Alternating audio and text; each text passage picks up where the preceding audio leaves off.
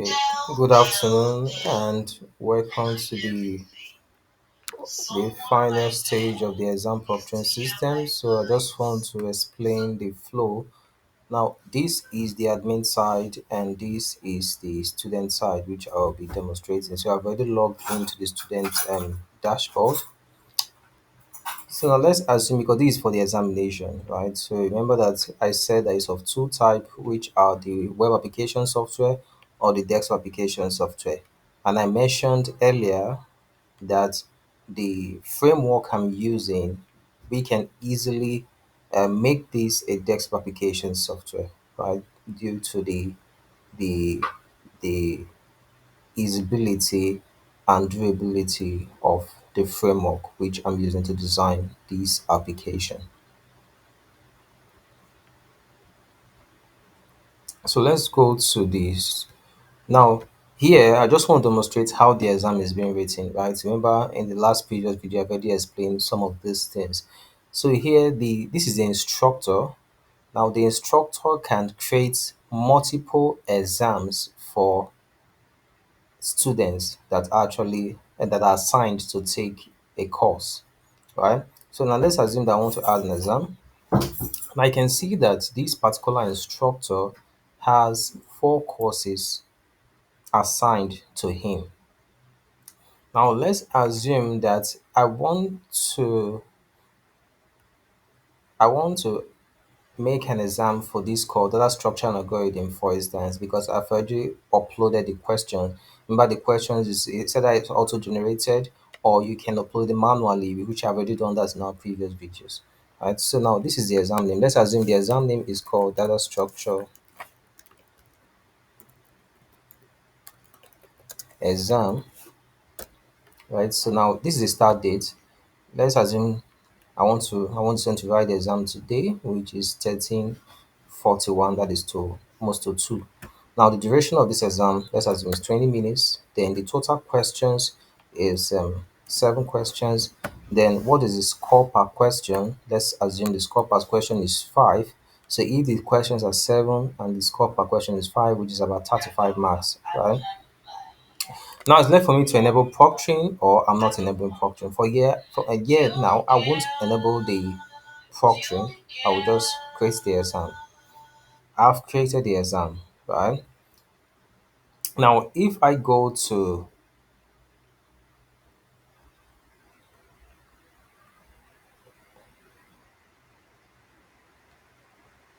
okay, this is the exam I just created, right? You can see other exams here, right? So this is the exam I just created. Now I need to select students that are eligible to write the exam.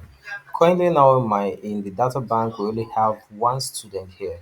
Right, so I will add the student so we can add multiple students at once, or we can add one after the other. One after the other, searching. You can search them by name or by email or by their ID.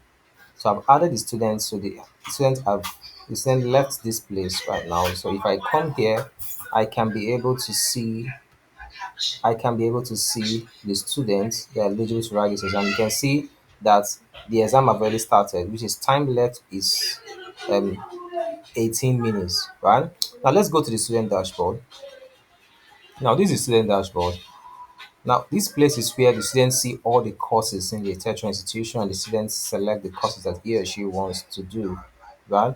Then here, these are the courses that are already assigned to these students, right? These are the courses assigned to this student. You can see this one, course 202, is taken by this lecturer. Also, we have course 202 taken by another lecturer here. So this is assigned to, you can see one course can be assigned to multiple lecturers, right? Now, this is where the student sees the exams, right?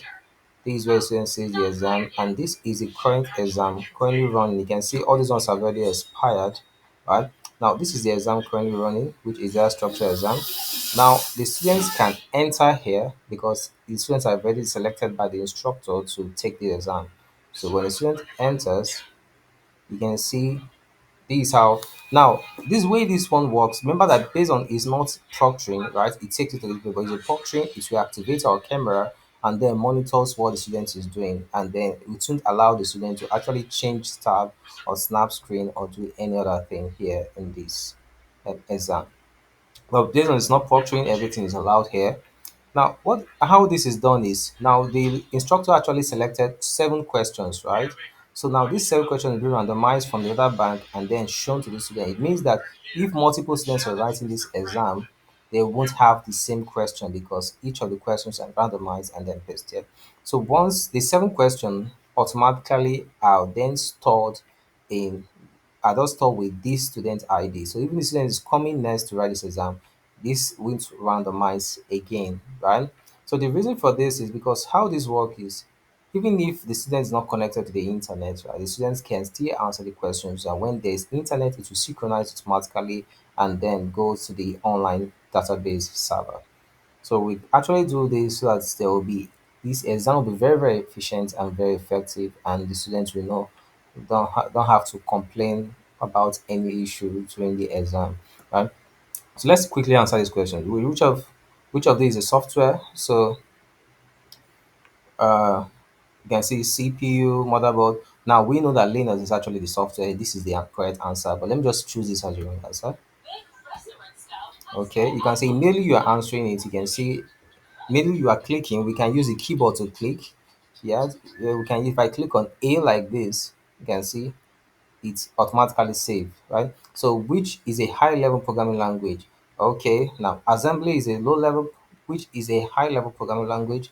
Uh, Machine code, assembly, binary. So this we actually know that C++ is high level programming language here. But let me just choose the wrong one, which is this one, right? Now, what storage is permanent? Okay, so we have the RAM, have the ROM, we have the cake. So let me just choose rubbish here.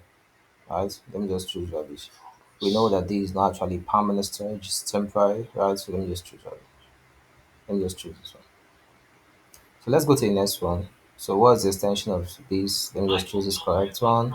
So which which algorithm is used for sorting? Okay, we know it's bubble sort, so let's choose this one. Uh, what is an example of the input device? So the input device here, monitor is not an input device, which is an example of an input device. Printer is not an input device, so these are actually the input device, right? So let's go to the next one. So which is a programming paradigm? So programming paradigm. Okay, let's choose this one. So let's go to the next one, which is the last one. You can see the timer here. I have 13 minutes left, right? I have 13 minutes left. So let's go to the next one, which is which of these? I think we have answered this one. Okay, we have answered all. You can see everything here is now green, right? So this button here, you can manually explicitly synchronize it, but automatically it will work if there is internet. So it allows the students that I can submit the answer, right? I can submit the answer. So now the answer is submitted, but I can't be able to view the results if the instructor have not announced the results, right? I can't view the results. But you can see, let me just use these ones to show how the results work. So these are the previous results that the students have already written, the previous exams. So now let's view a particular exam here. Now, for you to be able to view a exam, let's assume the lecturers have already announced all these results, right?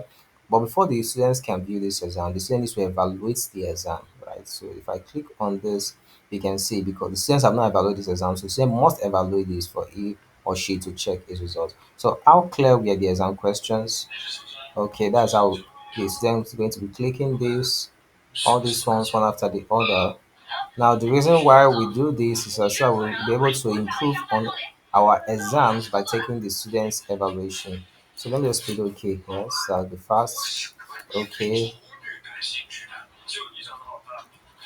Okay. So everything is being saved now. So the instructor can be able to see this evaluation for this particular exam on his own dashboard, right? So that the instructor will know where to improve on and where not to improve on, right? So this is particular student which has already evaluated this exam. So if I go back now, oh,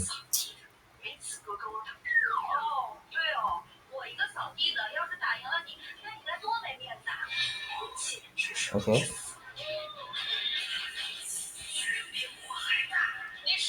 So I think this is the course I evaluated earlier. So this one is because I evaluated that, so I can now view the results, right? So you can see for you to be able to view the results, you need to evaluate this exam for you to view the results. So like enforcing the students to evaluate first for them to see their result.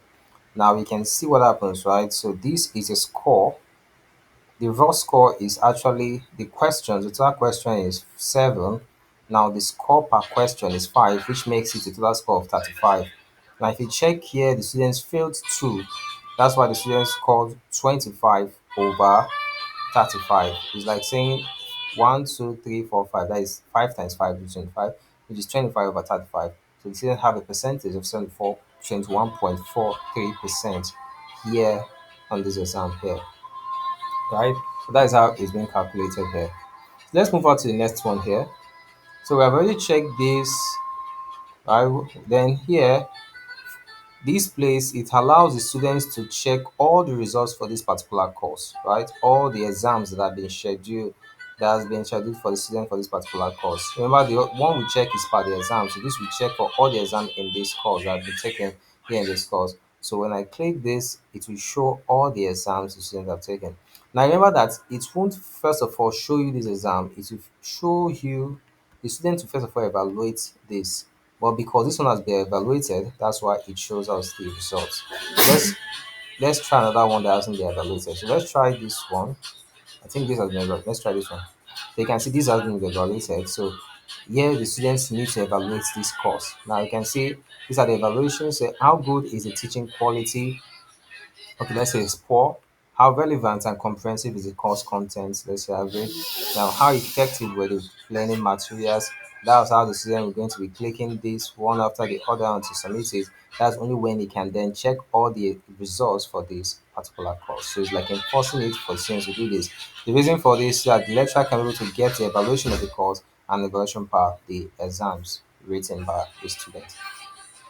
Okay, that is it for this one, right? So we have evaluated, the students have already evaluated this. That's why the students can be able to see the result. You can see these are all the exams which was taken by the students. You can see the students' performance for each of the exams, right? For each of the exams. Now, the way we do it now is this: the lecturer can set multiple exams, but the lecturer can actually choose the best exam for a particular student, right? For a particular student. That's what I'm going to show you next on my next video, right? Now, this is the session result. So now this is what how this is showing all the results for the session for this particular student.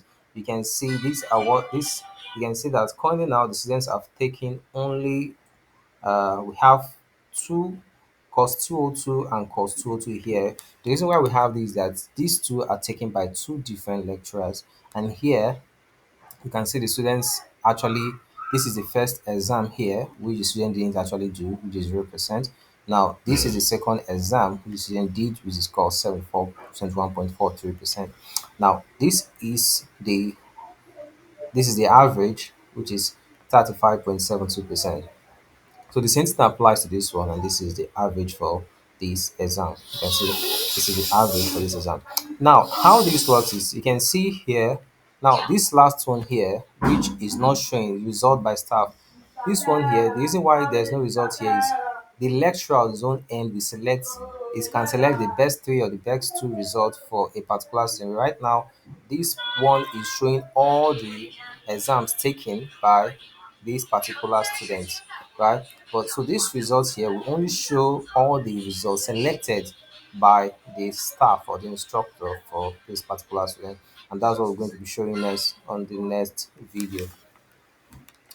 All right, I think so. That's all. Let's check. Okay, let's check our exam, which was written. Let's check if time. So you can see the last exam, right? Okay, time is still left. We have 7 minutes left, right? We have 7 minutes left. So once the time have elapsed, that is where the students cannot actually view the result until the result is announced by the instructor. So once it's announced, The student can still not view the results until he or she evaluates this exam. That is when he can then. You will just take note that the system have already scored it automatically, but just that there are some procedures that needs to be passed on so that the student can be able to correctly or and completely check his results. So for the proctoring part, I'm going to show you the next video of how the proctoring part works, right? So we're just showing, so this is almost the complete phase of the student side. So here we're going to be showing the proctoring side, and on our next video, I'm going to be showing the dashboard on our next video.